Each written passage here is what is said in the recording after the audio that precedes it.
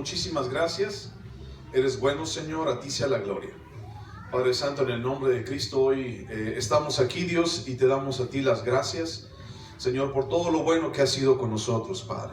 Te bendecimos, Dios, te adoramos, Señor, y Señor, queremos ponernos en tus manos, Padre, una vez más, Señor, para escuchar de ti, escuchar de tu palabra, escuchar, Señor, lo que tú quieres para nosotros, Padre. Y hoy hablamos, Señor, no solamente, Dios, de lo bueno, no solamente cantamos, Señor, de lo grandioso que eres, sino también, Señor, hoy celebramos, Padre, tu voz sobre nuestras vidas, Dios, a través de tu palabra, la palabra de Dios, Señor. Hoy te decimos, Padre, a ti sea la gloria, a ti sea la honra, Padre. Señor, gracias por tu palabra, y Señor, que esta misma venga a nuestro corazón y venga a nuestra vida, Señor, porque necesitamos de ti una y otra vez, Señor. Te damos muchísimas gracias en el nombre de Cristo Jesús. Amén. Bueno, Números capítulo 3, versículo 11 al versículo 13. Dice así. Dice, habló además Jehová a Moisés diciendo, he aquí yo he tomado a los levitas de entre los hijos de Israel en lugar de todos los primogénitos. Los primeros nacidos entre los hijos de Israel serán pues míos los levitas. Porque mío es todo primogénito desde el día en que yo hice morir a todos los primogénitos en la tierra de Egipto. Santifiqué para mí a todos los primogénitos en Israel, así de hombres como de animales míos serán. Yo Jehová. Bueno, hemos estado platicando acerca en el capítulo 3, hemos estado platicando acerca de cómo Dios establece las directrices y las instrucciones para el pueblo de los levitas, para la tribu de Leví. Entonces hemos platicado ya acerca del censo, por ejemplo, en el capítulo 2, y vamos a ver a continuación también un censo en el capítulo 3, cómo se estuvieron organizando el número de las personas que pertenecían a la tribu de Leví. Pero ahora también, antes de entrar a hablar de números, hablar de censo, hablar de cuántos eran, ahora hablamos también de los deberes y hablamos de las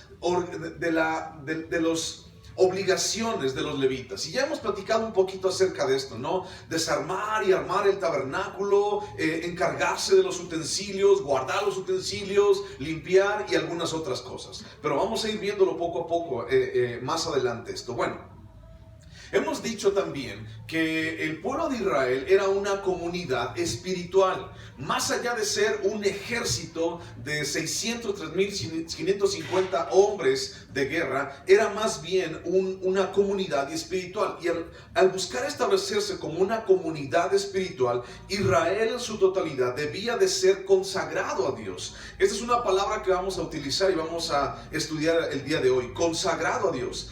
Este mismo principio prevalece hasta el día de hoy, ser consagrado para Dios. Cada persona en lo individual somos responsables de nuestra relación con Dios. Cada uno de nosotros somos responsables. ¿Qué significa esto? Cada uno de nosotros vamos delante de Dios, cada uno de nosotros vamos en búsqueda de Dios, cada uno de nosotros somos responsables de nuestra relación con Dios. Yo no puedo ser responsable de la relación que él o ella o los demás tienen. Más bien, yo soy responsable de mi propia relación con Dios. Entonces, en base a eso hablamos en la consagración que el pueblo de Israel debía de tener. Cada persona era responsable de su relación con Dios. Los levitas, que son los descendientes de la tribu de Leví, los levitas fueron una pieza fundamental de los propósitos de Dios al ser los elegidos para el servicio en el tabernáculo y cuidarlo, ¿ok? Su propósito era cuidar el tabernáculo, era erigir el tabernáculo, desarmarlo, limpiarlo, guardarlo. Era su propósito. Entonces, al ser elegidos para este servicio, se habla acerca de que ellos estaban consagrados, ¿ok? Estaban consagrados para Dios. Y les digo, vamos a platicar un poquito acerca de esta palabra. Ahora, Dios busca en nosotros la misma consagración. Los levitas estaban encargados del tabernáculo, de desarmarlo, armarlo, llevarlo, cargarlo. Dios busca en nosotros la misma consagración debido a la elección y precio de la redención que Dios pagó por nosotros. Y debemos entender que no somos nuestros. Yo no soy mío, tu vida no es tuya. No somos nuestros, sino es de aquel que nos compró.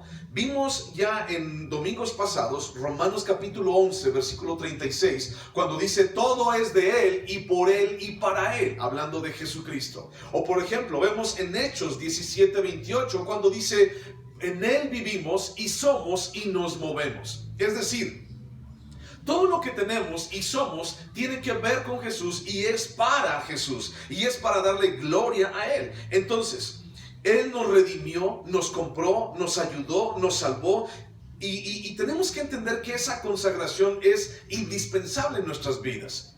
Esa consagración, así igual que el pueblo de los levitas tuvo con Israel, con Dios, es también indispensable en nosotros. Pero es muy interesante cómo entendemos ese sentido de pertenencia en nuestras vidas. Te voy a explicar. Hablamos acerca de estar consagrados para Dios, pero también hablamos acerca de dar nuestra vida a Dios. Y ese sentido de pertenencia es del cual hoy te quiero hablar. Porque hablamos, por ejemplo, acabamos de leer que los primogénitos, dice, serán pues míos, dice Dios. Los primogénitos, los levitas, serán míos. Y entonces lo repite varias veces. Versículo 12 y versículo 13 lo repite. Y serán míos. Míos son para mí todos los primogénitos. Todos son míos. Entonces habla Dios acerca de un sentido de pertenencia. Y tú y yo también podemos hablar acerca de un sentido de pertenencia. ¿Qué es tuyo? ¿Ok? Sería la primera pregunta. ¿Qué es tuyo? Y entonces podemos hablar decir como cristianos o como hijos de Dios, ¿no? Podemos decir, ay, es que pues nada es mío, ¿no? Todo es de Dios. Y es usualmente lo que decimos. No, nada es mío, todo es de Dios. Si tengo un coche, es de Dios. Si tengo una casa, es de Dios. Si tengo esto, es de Dios. Si tengo aquello, es de Dios. Entonces hablamos así. Y hay algo interesante dentro de todo esto, de este sentido de pertenencia. Y es que decimos, todo es de Dios. Pero cuando me pida algo Dios, entonces lo voy a pensar. Y ya no entendimos. ¿Todo es de Dios o no es de Dios? Entonces un día Dios te lo pide y entonces tú dices, déjame pensar si te lo doy. O por ejemplo, decimos, es que todo es de Dios, todo lo que tengo es de Dios, todo lo material, toda mi casa, todo mi coche, todo lo material que tengo es de Dios, indiscutiblemente. Pero mis decisiones y mi vida son mías. Lo que yo quiero hacer es mío, es mi decisión. Es lo que yo busco, es lo que yo quiero, es lo que yo quiero hacer. Todo es de Dios. Y el día que Él quiera, se los puede llevar. Y el día que Él quiera, me los puede quitar, porque no es mío. Pero mi decisión, mi vida, son mías. ¿Cuántos hemos dicho eso? ¿Cuántos nos hemos expresado de esa manera? ¿Cuántos hemos actuado de esa manera en nuestras vidas? Muchas veces. Y tal vez no tenemos solamente que decirlo, sino también cuando lo hacemos, lo estamos ejecutando. Cuando no le damos a Dios lo que Él quiere de nosotros, también lo estamos haciendo. Entonces todo es de Dios, pero al mismo tiempo nada es de Dios. Y nos vamos a dar cuenta hoy, a través de estos 3 versículos, que Dios es quien está en nuestras vidas y que de Dios son todas las cosas. Por ejemplo, también, cuando estamos sanos en nuestra vida, en nuestro cuerpo, cuando estamos sanos, entonces mi cuerpo es mío. Estoy sano, mi cuerpo es mío y yo hago con mi cuerpo lo que yo quiera. Y yo llevo a mi cuerpo a donde yo quiera. Y yo ejecuto con mi cuerpo lo que yo quiera, ¿no? Pero nada más nos enfermamos y entonces, Señor, te entrego mi cuerpo, Dios. Te entrego, haz con él lo que tú quieras, Señor. Ayúdame, Señor, porque estoy malo, Señor. Sánalo, Dios. O sea, ¿sí me explico? Decimos que todo es de Dios, pero no le damos. O decimos, es todo, es mi cuerpo, mientras está bien, pero el día que se descomponga, pues entonces le voy a llamar al fabricante, que es Dios. Y si Dios no me sana, es que es un Dios egoísta. Y si Dios no me sana, o Dios no me escucha, es que Dios, pues ya no me ama. No es así. Así no son las cosas. Tenemos que entender este principio de la consagración en nuestras vidas, en todas las áreas, ¿ok? Y quiero hablarte de 4 cosas indispensables, o 4 conceptos que nosotros como hijos de Dios, como cristianos, tenemos que entender. 4 conceptos. El primero es la sustitución. los puedes ir apuntando, ahorita los vamos a repetir. Sustitución, redención, propiedad y consagración. Son los 4 puntos que vamos a ver el día de hoy. Sustitución, redención, propiedad y consagración. Bueno, empezamos con el de sustitución. Ahorita, ponle ahí pausa a esto que estamos hablando. Señor, todo es de Dios, pero lo voy a pensar cuando me pida. Señor, mi cuerpo es tuyo, pero déjame hacer lo que yo quiera. Señor, déjame mi voluntad y mi vida. Bueno, piensa en eso y vamos a explicar lo siguiente. Sustitución, versículo 11 y 12. Dice, habló además Jehová a Moisés diciendo, he aquí yo he tomado a los levitas de entre los hijos de Israel en lugar de todos los primogénitos. ¿Ok? Primer principio, sustitución. Yo he tomado a todos los levitas de entre los hijos de Israel en lugar de los primogénitos. Sustitución.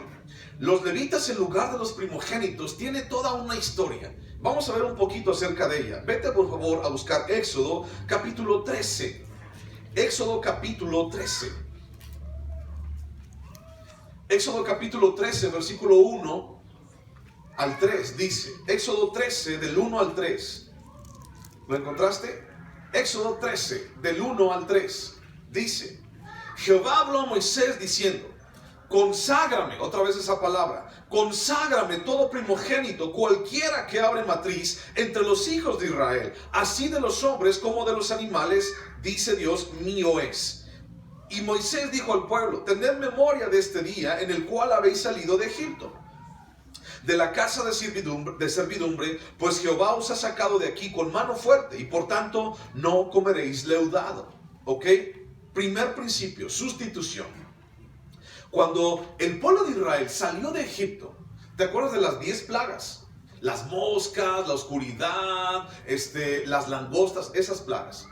De esas plagas, la última plaga, que fue la plaga número 10, fue la muerte de los primogénitos. Y esa muerte de los primogénitos, Dios les dijo al pueblo de Israel que pasaría a medianoche y se llevaría la vida de cada uno de los primogénitos que había en Egipto, tanto de hombres como de animales. Se los llevaría a todos, dice, porque míos son. Los primogénitos míos son. Todo aquel que abre matriz, el primer hijo de cualquier mujer, dice Dios, míos son.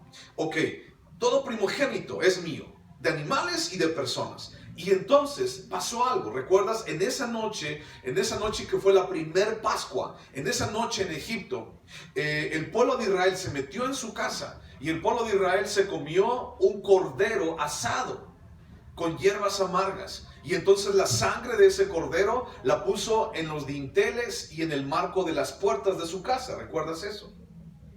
Y entonces el ángel de Dios pasó en la noche y se llevó la vida de aquellos en los cuales no estaba en sus casas esa señal de la sangre del cordero. Y entonces en toda la nación de Egipto, en los egipcios, hubo una gran pérdida en esa noche, porque todos los primogénitos, tanto de animales como de personas, murieron. Se los llevó Dios. Ahora, podemos decir algo. ¿Por qué Dios se llevaría a la gente? ¿Por qué Dios habría ocasionado eso? ¿Por qué Dios mató literalmente a tanta gente, a tantas personas? Algunos eran inocentes. Los animales, ¿qué culpa tenían? Pero Dios se los llevó y se llevó sus vidas. ¿Por qué? Dios es un Dios tan injusto. Dios es un Dios tan malo. Ya ves, tu Dios es bien malo. Pero no es así. El libro de Job. ¿Recuerdas cuando, por ejemplo, la gente muere o morimos? De repente llega alguien y dice, es que somos polvo y al polvo hemos de volver. En el libro de Job dice, si Dios quitara su aliento, es decir, su espíritu de esta tierra, volveríamos al polvo del cual nacimos. Es decir, sin Dios, sin el soplo de Dios, ni tú ni yo tenemos vida. Somos igual que este polvo que estás pisando. Exactamente igual. Es lo que la Biblia dice. Ahora, entonces, si lo que hay dentro de mí, lo que me hace respirar, lo que me hace ser una persona, lo que a ti te hace ser diferente de los demás, no es ni siquiera mío, entonces el que es el dueño puede venir por él el momento que le plazca.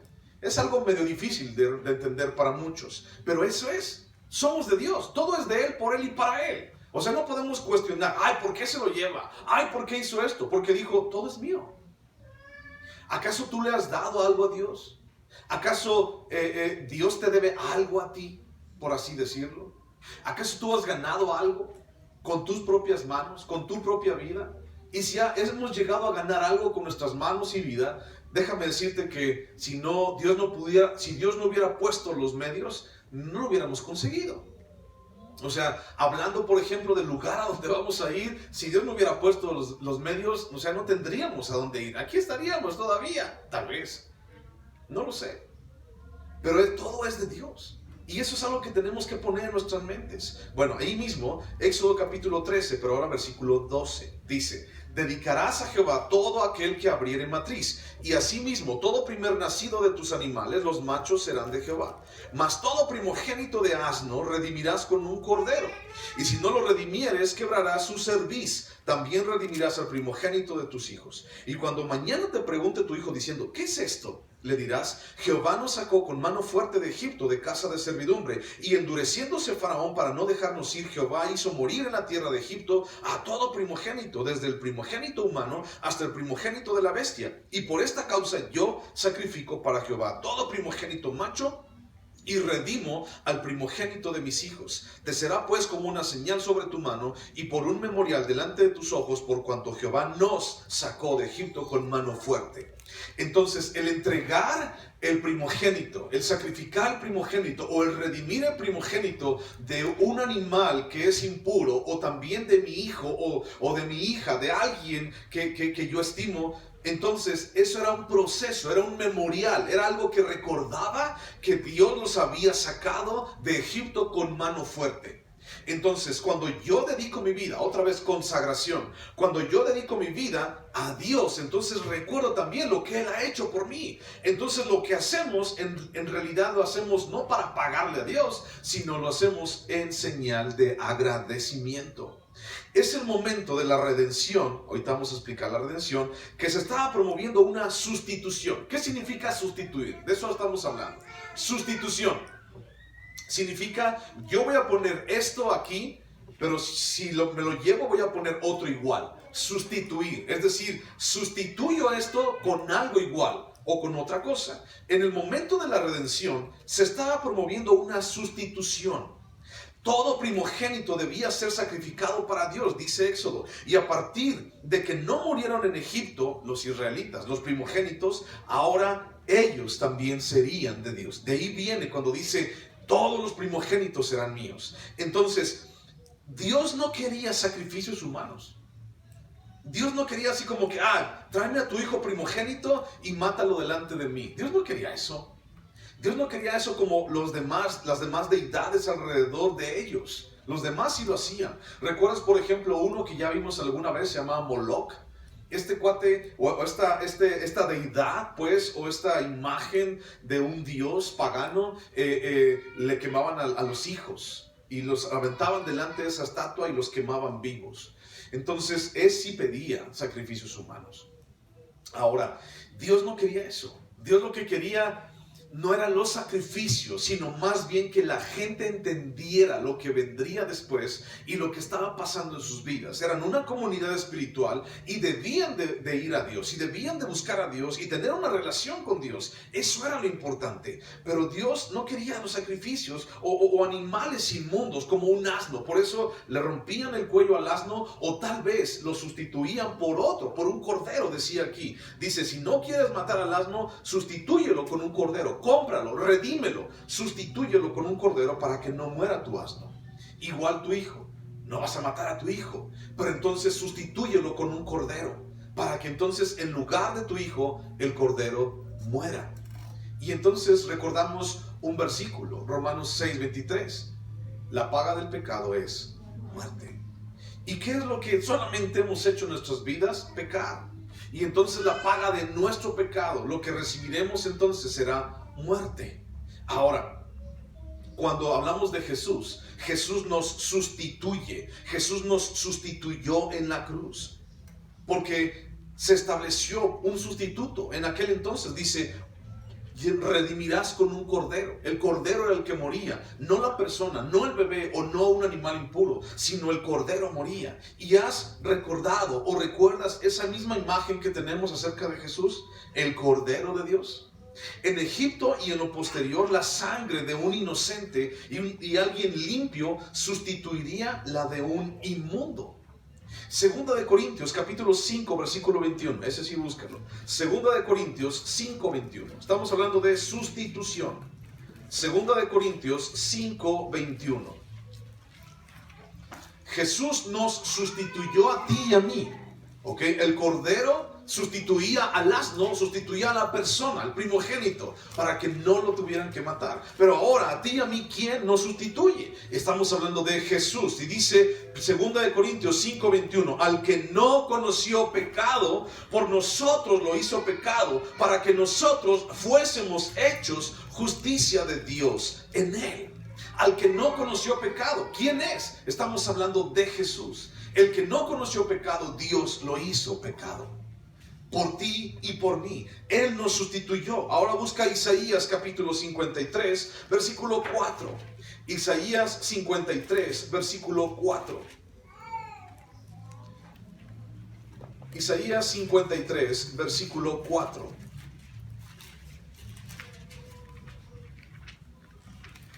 ¿Lo tienes?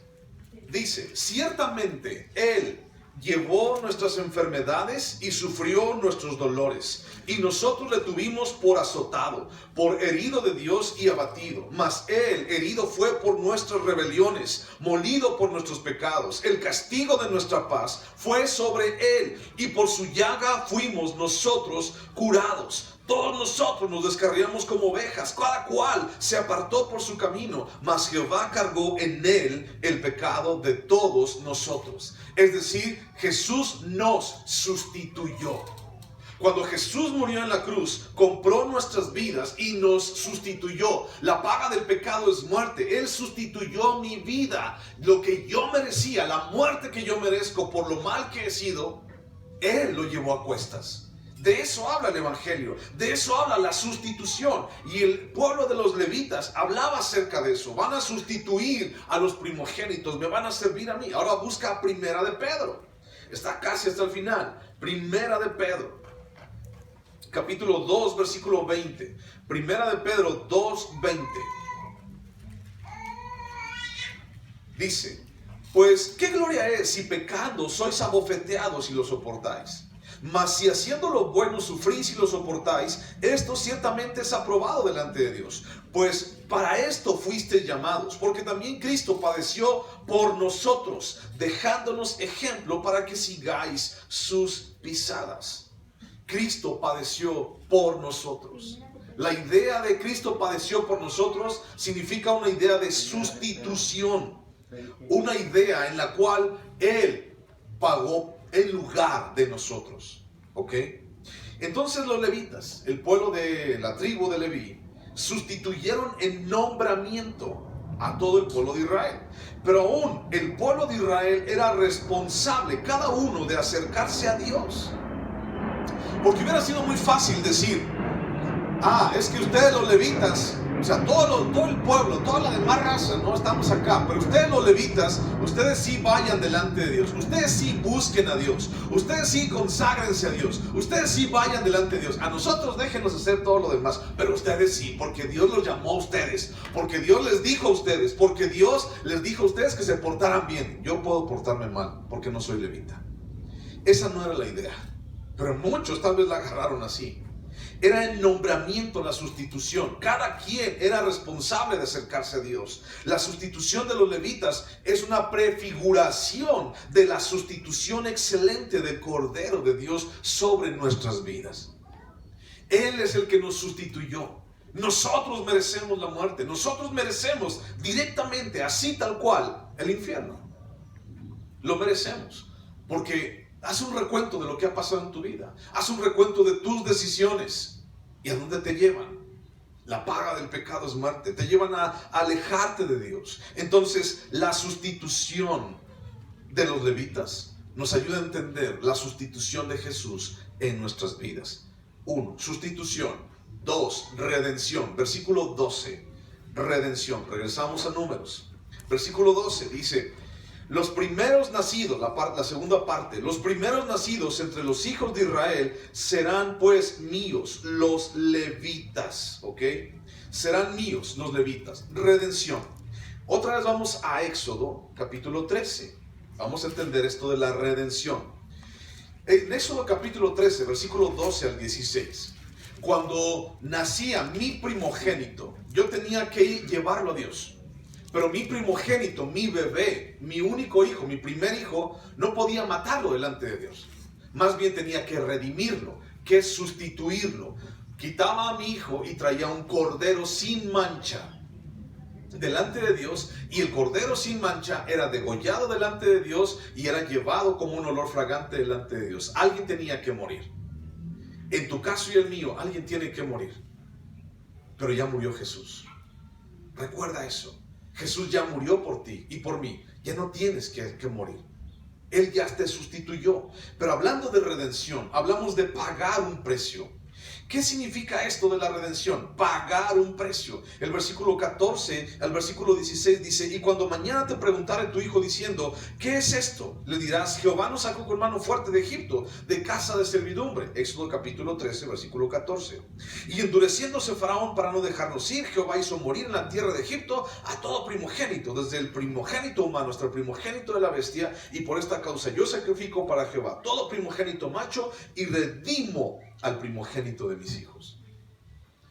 Dios les había dicho que ellos tenían que presentar a un cordero sin mancha en sustitución, pero también estaban recordando la redención. Redención significa comprar. Redención significa pagar un precio por. Eso significa redención. Entonces, Dios los sacó de servidumbre allí en Egipto para que Israel le sirviera solamente a Dios. Y cada vez que un primogénito era rescatado, se recordaba ese hecho. Se recordaba cuando Dios los había sacado de Egipto. En Romanos capítulo 6, versículo 16, búscalo. Romanos 6, 16. Habla acerca de un tipo de esclavitud o de nuestra esclavitud.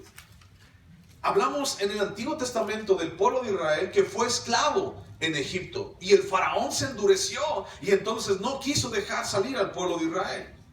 Pero ahora en el Nuevo Testamento tenemos otro tipo de esclavitud.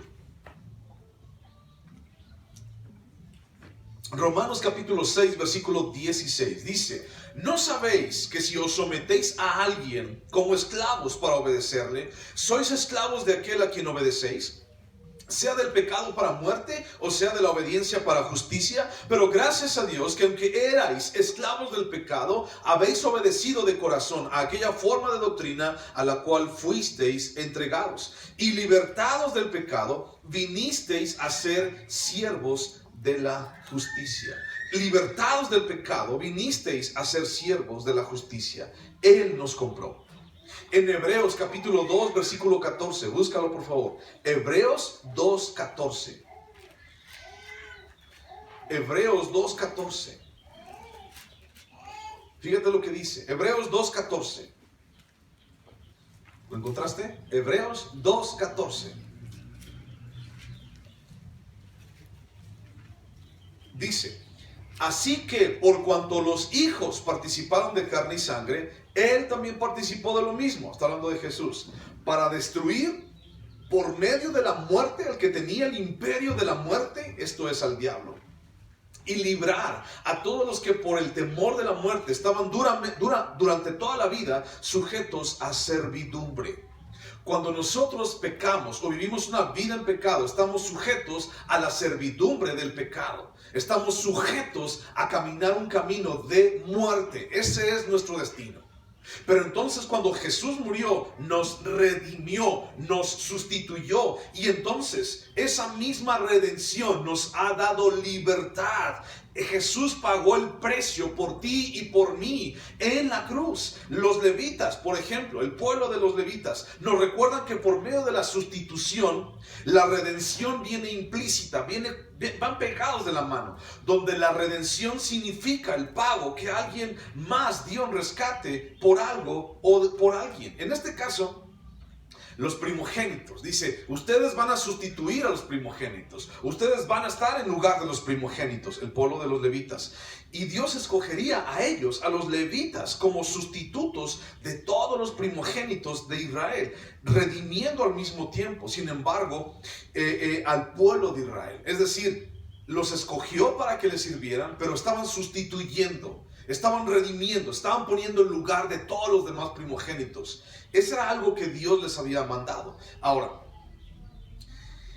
cuando hablamos de un sustituto, de todo primogénito, ese hecho no le quitaba a cada uno su responsabilidad de acercarse a Dios y de buscar a Dios. Nuevamente, segunda vez, Dios ya me sustituyó, pero eso no significa que yo no lo voy a buscar. El levita ya me sustituyó, pero eso no significa que yo, aunque sea de otra tribu, no lo voy a buscar a Dios. Luego, redención, aunque Él ya haya pagado mi precio, no significa que yo ya voy a hacerlo con mi vida lo que yo quiera. Ya quedamos que ni siquiera es mi vida. Él ya pagó mi precio, ya pagó la muerte que me tocaba a mí, ¿no? No solamente ese versículo del pago la paga del pecado es muerte, no solamente aplica para un sentido espiritual, sino también aplica para un sentido natural, como vivimos en nuestras vidas. Si tú sigues pecando y haciendo cosas malas, ¿cómo crees que van a estar tus caminos? Y el resultado de esos caminos, pues mal. Esa es la realidad.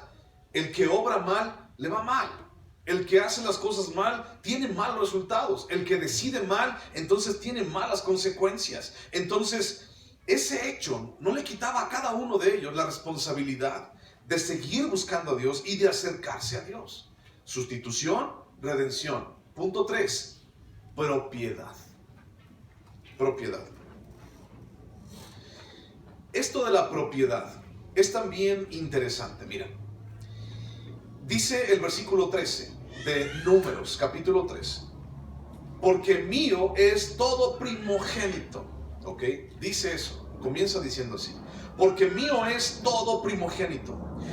Por cuanto no murieron en Egipto, serían ellos los primogénitos propiedad de Dios. Y esta acción se dio mediante la sustitución del cordero en la Pascua, la primer Pascua, la 10ª plaga.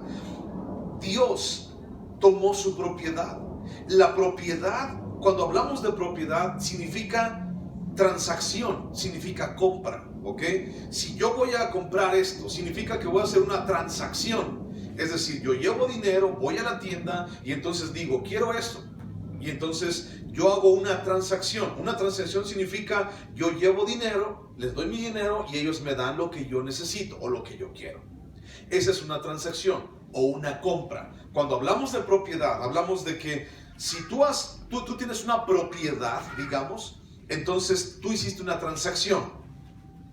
A lo mejor lo compraste, a lo mejor lo heredaste, a lo mejor lo cambiaste, a lo mejor te lo pasaron, no sé, algo pasó, pero hiciste una transacción.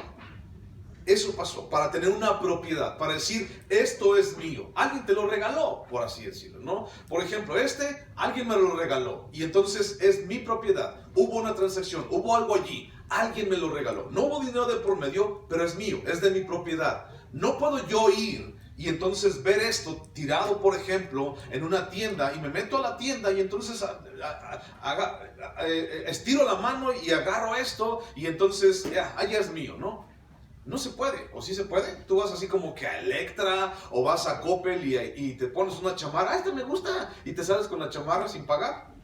No se puede. O vas allí a electrónica y dices, es que ese celular me gusta, es el más chido de todos, es el más actualizado de todos, y entonces lo quiero, y lo agarras y te lo llevas. Dame un chip también, por favor, una vez, y te lo dan, ¿no? Y ya te lo llevas a tu casa. ¿Eso pasa para que sea de tu propiedad? No, pasa algo, pasa una transacción. De eso es lo que hablamos. Sin embargo, ahora piénsale, propiedad, sustitución, redención, propiedad. ¿Cómo puedo comprar algo que ya es mío? Piénsalo. ¿Se puede comprar algo que ya es tuyo? O sea, esto me gusta. Y entonces yo voy contigo y te digo, te lo voy a pagar. Si es mío, ¿por qué me lo das? ¿Por qué me lo compras? ¿Se puede comprar algo que ya es tuyo? Es como medio difícil de entender, ¿no? Pues no se puede comprar algo que no es tuyo. Perdón, algo que ya es tuyo. ¿Por qué? Pues porque ya es tuyo. Sin embargo, Israel, el pueblo de Israel ya era de Dios. Lo que pasó fue que hubo una intervención del faraón y la esclavitud en Egipto. Y entonces el pueblo de Israel estaba en Egipto. Y Dios, digamos, redimió, compró, dijo, esta es mi propiedad y me la voy a llevar. Pero no fue tan fácil, porque el faraón, ¿qué fue lo que hizo? Se opuso y no los dejó salir. Y entonces en la 10ª plaga dijo, a ver, todos los primogénitos son míos. ¿A esto quería llegar, faraón? Todos los primogénitos son míos y me los voy a llevar. Y fue cuando los dejaron libres. En ese momento, Dios estaba rescatando lo que era suyo, el pueblo de Israel, en su totalidad. Pero ¿cómo puedo comprar algo que ya es mío? Es decir, el mundo, que es Egipto, y el faraón, que pudiera ser Satanás, tuvieron influencia sobre ellos. Tuvieron influencia, y no solamente cuando lo rescataron, sino muchos años después. Hasta 40 años, ¿recuerdas? La gente seguía diciendo, ay, cómo anhelamos ser esclavos en Egipto. Ay, allá al menos nos daban de comer. Ah, allá al menos teníamos agua. Ah, allá al menos. Y entonces seguían recordando porque el faraón, y Egipto seguían en su corazón del pueblo de Israel. Todos, absolutamente todos, somos creación de Dios. ¿Estás de acuerdo? Todos somos creación de Dios. Pero no todos somos hijos de Dios. El pecado nos convirtió en siervos de Satanás. Y entonces cuando hablamos de Romanos, lo que acabamos de leer hace ratito, dice, una persona es siervo, es esclavo de aquel a quien se somete. ¿A quién te quieres someter? ¿A quién te has sometido en tu vida? Entonces hay un faraón, es decir, Satanás allí involucrado, hay un mundo, es decir, Egipto involucrado en tu vida, y entonces por causa de haber hecho eso, por causa de haber ido al mundo, por causa de haber hecho caso a Satanás, entonces tu vida está en una esclavitud. Entonces tú eres de Dios, sí, eres creación de Dios, pero ahora tenemos que convertirnos a ser hijos de Dios. Hubo una transacción allí. Antes éramos siervos de Satanás. Y esa transacción, en esa transacción se pagó el precio de nuestra libertad cuando tú y yo lo aceptamos. O sea, Jesús murió en la cruz por ti y por mí. Pero si tú no lo aceptas y tú no lo haces tu Señor y Salvador, ese sacrificio, ese regalo se queda allí. O sea, no es así como que Jesús murió por todos y ya le hicimos todos. No es así tan fácil. Tenemos que ir a Él, tenemos que tener una relación con Él, tenemos que buscarlo a Él, tenemos que aceptarlo a Él, tenemos que vivir lo que Él vive, lo que Él quiere para nuestras vidas. Cuando tú y yo aceptamos a Jesús, abrimos nuestros ojos, las cadenas se cayeron y ahora somos hijos de Dios, es decir, somos propiedad de Dios. Ya no solamente somos creación de Dios, ahora somos propiedad de Dios. Cuando tú recibes a Cristo como Señor y Salvador, te conviertes en propiedad de Dios. Y por ser propiedad de Dios, tú estás sujeto a la voluntad del dueño, no a tu voluntad. O sea, esta cosa que yo hago, que yo tengo aquí en mi mano, hace su voluntad. Bueno, no tiene vida. Pero imagínate un perro, por ejemplo, una mascota tuya. La mascota en tu casa hace lo que se le pega la gana. ¿La dejas hacer todo lo que quiere? ¿O hace tu voluntad? Hace lo que... No, allí no. No, eso no. No vayas para allá. No subas. Salte. No te subas a la cama. No te subas al sillón. No hace su voluntad. Hace tu voluntad. O debiera ser tu voluntad. Porque es tu propiedad. Bueno. Busca por favor Juan capítulo 1, versículo 12. Juan capítulo 1, versículo 12. Juan 1:12 y dice: mas a todos los que le recibieron, a los que creen en su nombre, les dio potestad de ser hechos hijos de Dios. A los que creen en su nombre, a los que le reciben, les dio potestad de ser hechos hijos de Dios. Podemos ser creación toda la vida, pero no hijos. Ahora, ¿tú eres creación de Dios? Sí. Dios ha puesto en ti su espíritu, sí. ¿Somos polvo sin Dios? Sí. Pero cuando tú y yo le recibimos, aquí lo dice, a los que le reciben, a los que creen en su nombre, entonces son hechos hijos de Dios. Es una gran diferencia.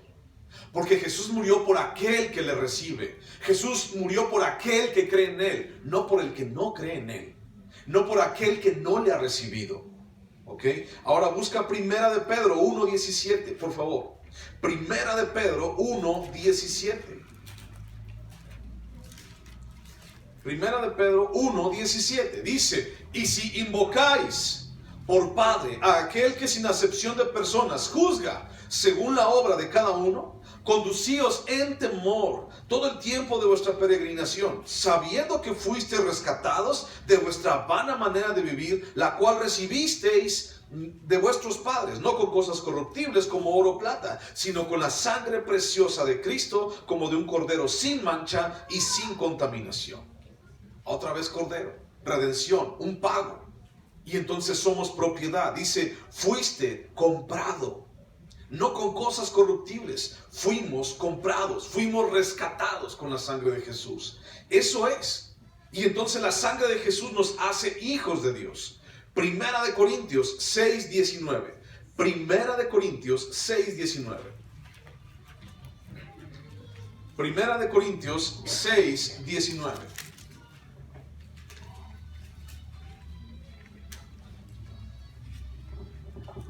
¿Lo encontraste?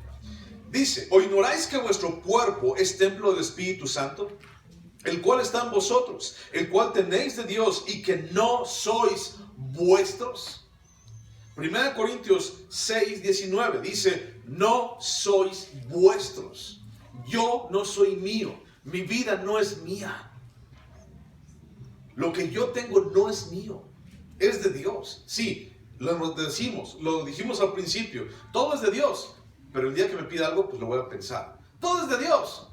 Todo lo material, sí, se lo doy todo. Pero yo quiero tu vida, dice Dios. No quiero tus propiedades, ¿no? ¿Qué le puedes dar a Dios que no tenga Él? Todo es de Él. Entonces dice, no sois vuestros, porque habéis sido comprados por precio. Glorificad pues a Dios en vuestro cuerpo y en vuestro espíritu, los cuales son de Dios. Son de Dios, no son míos. Regresando a esa idea del principio, decíamos, es que mientras mi cuerpo esté bien, esté sano, entonces es mi cuerpo, son mis decisiones. Yo hago lo que yo quiera hacer con mi cuerpo. Y el día que se enferme, ay Señor, ayúdame. Ayúdame, sáname, Señor, me entrego a ti. Muchas veces hemos hecho tantos males a nuestro cuerpo. Hemos hecho tanto a nuestras vidas, a nuestro cuerpo físico. Le hemos metido tanta basura, tanta cochinada. Y entonces queremos que Dios nos sane. Piénsalo. Mejor en vez de esperarte a que tengas una enfermedad fulana de tal que ya sea incurable, mejor comienza desde ahorita y bájale a todas las cochinadas que comemos usualmente. Bajémosle, dijo el otro. Bájale. Porque eres responsable de esto, que ni siquiera es tuyo. Ahí lo dice, 1 Corintios, los cuales son de Dios. Tu cuerpo y tu espíritu son de Dios. O sea, ni siquiera es mío. Entonces, piénsalo. Punto 4 y último. Versículo 13 habla acerca de consagración. Y dice la segunda parte. Desde el día en que yo hice morir a todos los primogénitos en la tierra de Egipto, santifiqué para mí a todos los primogénitos en Israel, así de hombres como de animales míos serán, yo Jehová. Dice Números 3:13. Míos serán. Punto 4 y último, consagración. Dijimos que íbamos a hablar un poquito de la consagración. Y dice Dios, santifiqué para mí a todos los primogénitos. ¿Qué significa realmente este concepto? Cuando estudiamos Levítico, dijimos una y otra vez que la palabra santo o la palabra santidad no tiene nada que ver con lo que el mundo piensa de santo o de santidad. ¿Recuerdan todo eso? Tiene que ver con un estilo de vida para Dios. Por ejemplo, una persona. Diego, pásale otra vez. Diego es mi modelo. Diego, párate aquí, por favor. Vamos a decir que Diego está consagrado. ¿Ok? que Diego es santo. Vamos a santificar, ¿ok? A Diego. Y entonces a Diego le echamos polvitos y lo santificamos, ¿no? Y lo declaramos santo, consagrado a Dios. Entonces, Diego, no te muevas, allí quédate parado, pórtate bien, no pienses cosas malas, allí quédate, siempre. Y ahí dejamos a Diego. Y nosotros seguimos hablando y podemos seguir y nos vamos de aquí y Diego, ahí te vas a quedar. Y entonces nos vamos aquí, nos llevamos todo allá y nos vamos para otro lado y ahí Diego, ahí te vas a quedar. Ahora, piénsalo. ¿Tú crees que él se va a quedar ahí? No, no se va a quedar ahí. ¿Por qué? Porque es una persona, tiene voluntad, tiene sentimientos, tiene decisiones. Y entonces Diego no se puede quedar allí. Y entonces como Diego se me va a ir al rato, porque su esposa le va a decir, aquí te quiero, en la casa, ¿no? Ya Diego, pásale por favor. Entonces como Diego no se va a quedar allí, entonces lo más fácil es decirle a algo inanimado, ahí quédate. Algo inerte, algo que no tiene vida, le digo, ahí quédate. Y entonces ese algo se va a quedar allí. Y entonces sustituimos una persona con una estatua. Y sustituimos la voluntad de una persona con una imagen. Porque ese sí se queda allí. Ese sí es santo, ese sí. Ahí se va a quedar. Y entonces santidad no significa no moverse. No significa ser moralmente perfecto. Eso no es posible. Ser moralmente perfecto no es posible, excepto para Jesús. Moralmente perfecto no es posible. Somos personas, pensamos, decidimos, vamos, caminamos, la regamos. ¿Hay alguien aquí que nunca la haya regado en su vida? Todos la hemos regado, unos más que otros, unos en secreto, otros en público, pero todos la hemos regado, indiscutiblemente. Entonces, cuando de repente pensamos en consagración, pensamos en santidad, pensamos en un concepto que Satanás mismo se ha dedicado a desvirtuar y a descomponer por todos lados. Y entonces alguien consagrado, alguien santificado, es alguien que no se mueve, alguien que está allí, alguien que nunca va a decir nada, alguien que siempre se va a portar bien, que va a ser totalmente perfecto. Y no hay nadie así. Y como no hay nadie así, pues los demás también, pues bueno, pues no hay nadie perfecto. Entonces todos los demás también somos una bola de imperfectos. Entonces vamos a seguirle, ¿no? Dentro de la cultura popular o de la religión popular en la cual tú y yo estamos inmersos, bueno, no dentro, pero nos vemos rodeados de todo esto, significa una vida consagrada, según el diccionario de la religión popular. Vida consagrada significa castidad, significa pobreza y significa obediencia. Son tres aspectos que una persona para consagrarse o tener una vida consagrada a Dios debe de cumplir: castidad, pobreza y obediencia. Ahora, ¿qué tenemos de castos? Nada. ¿Qué tenemos de pobres? ¿No? Siempre andamos queriendo ganar más, ¿no? ¿Y qué tenemos de obedientes? Nada. O sea, de esas tres, creo que a ninguna le atinamos. Y entonces vida consagrada es un concepto que se ha ido edificando alrededor de nosotros y que nosotros mismos hemos absorbido. Y entonces vida consagrada, castidad, pobreza, obediencia, no, pues no la alcanzo. Y entonces pasas de allá y te sientas aquí y ahora eres un hijo de Dios y traemos arrastrando ese concepto. Y yo te digo, vida consagrada, santidad, consagró los primogénitos, les dijo, sed santos porque yo soy santo. Y entonces traemos arrastrando eso. Castidad, obediencia, pobreza. No, pues no la hago. No, pues se escucha muy bonito, pastor, pero no la hago. O sea, yo vida consagrada a Dios, no. Ese es un concepto erróneo. O sea, Satanás lo ha desvirtuado y lo ha raspado y lo ha manipulado como no tienes una idea. La vida consagrada, pero no es tan difícil. No es algo que digas, y es que el consagrado. No es así. Primera de Pedro 1:16, te lo voy a leer. Dice, Primera de Pedro 1:16, dice, porque escrito está, sed santos como yo soy santo, dice Dios. ¿Quién puede ser como Dios? Pues creo que nadie en este momento, pero vamos para allá. porque seremos transformados. En un abrir y cerrar de ojos, este cuerpo corruptible, este cuerpo que tanto ha ofendido a Dios, será transformado y recibiremos a Dios el día que venga por nosotros. Eso dice la palabra. Y entonces esta corruptibilidad se vestirá de incorruptibilidad. Y entonces ya no habrá muerte. Sorbida es la muerte en victoria, dice 1 Corintios.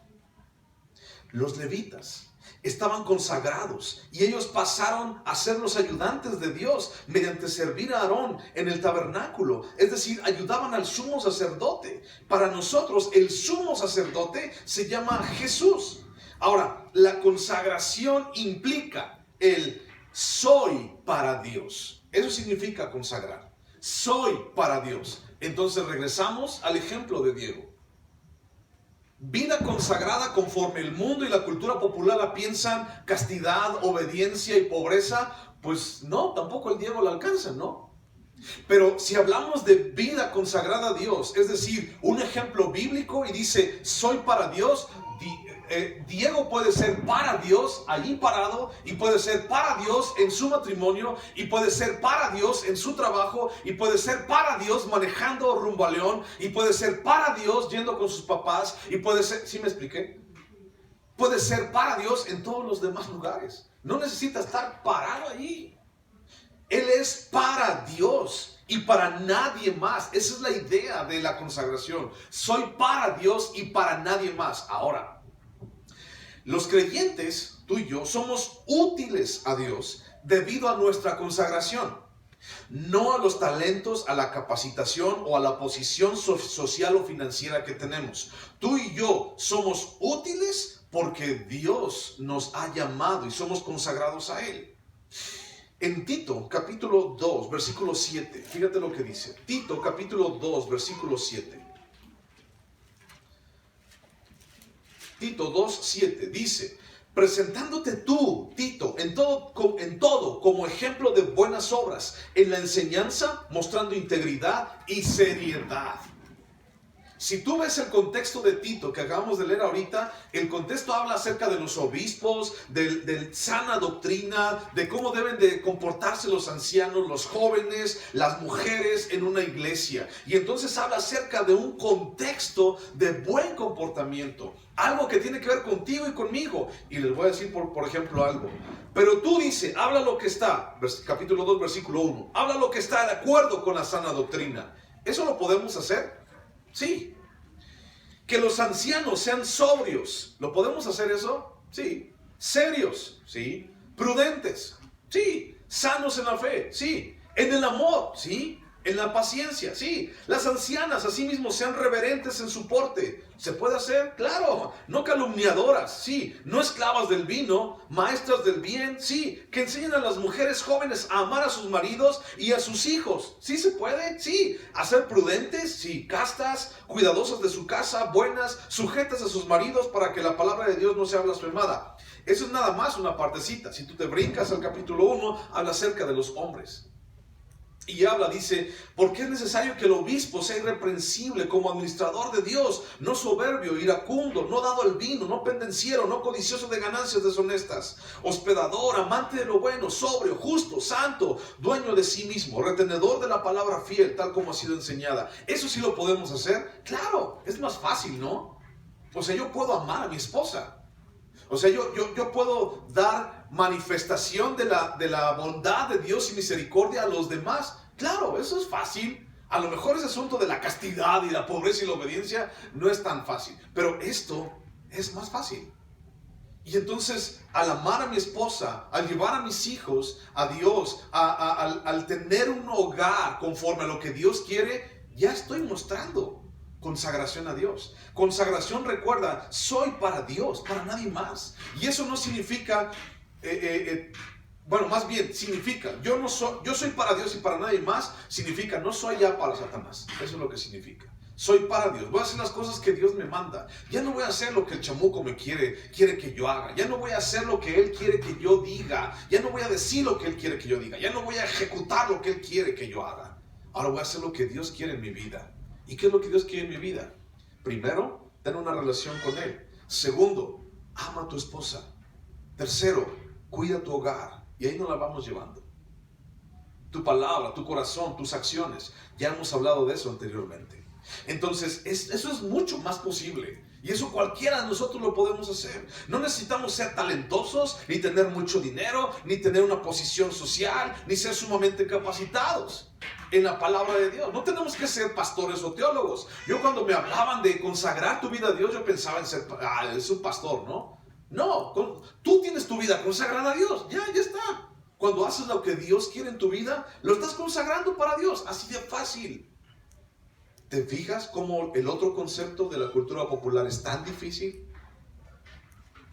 Mira, en Mateo 7, 21 al 23, habla acerca Jesús y dice: vosotros que me dices Señor, Señor, y no haces lo que yo hago, no vas a entrar en el reino de los cielos. Tenemos que buscar hacer la voluntad de Dios. El hacer para Dios va mucho más allá del templo. Y el templo hablamos de lo físico, de esto. El hacer la voluntad de Dios va mucho más allá del templo. Entra en cada área de nuestras vidas y se manifiesta en nuestro caminar diario, en nuestras decisiones. El andar con Dios, el consagrarnos a Dios, se manifiesta en todos los aspectos. Se manifiesta en cada área. Último versículo, con este terminamos. Romanos capítulo 6, versículo 18. Romanos 6, 18. Romanos 6, 18. Y libertados del pecado, vinisteis a ser siervos de la justicia. Hablo como humano, por vuestra humana debilidad, que así como para iniquidad presentasteis vuestros miembros para servir a la inmundicia y a la iniquidad, así ahora para santificación presentad vuestros miembros para servir a la justicia. Porque cuando erais esclavos del pecado, erais libres acerca de la justicia. Pero ¿qué fruto teníais de aquellas cosas de las cuales ahora os avergonzáis? Porque el fin de ellas es muerte. Mas ahora que habéis sido libertados del pecado y hechos siervos de Dios, tenéis por vuestro fruto la santificación y como fin la vida eterna. Porque la paga del pecado es muerte, mas la dádiva de Dios es vida eterna en Cristo Jesús, Señor nuestro. El día de hoy, una vez más, se presenta delante de ti esa decisión.